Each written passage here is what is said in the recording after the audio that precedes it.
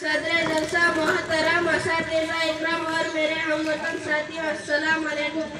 हमारा मुल्क हिंदुस्तान का सबसे अहम कौमी त्योहार है यौम आज़ादी, जो हम हर साल 15 अगस्त को बड़ी धूमधाम से मनाते हैं।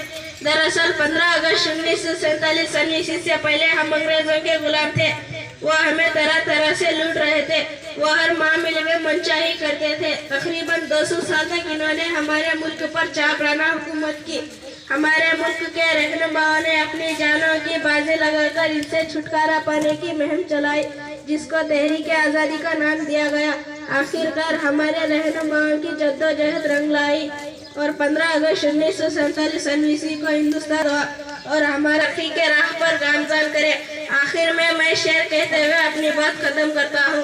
आज़ादी की कभी शाम न होने देंगे, आज़ादी की कभी शाम न होने देंगे, शहीदियों की कुर्बानी को बदनाम न होने देंगे।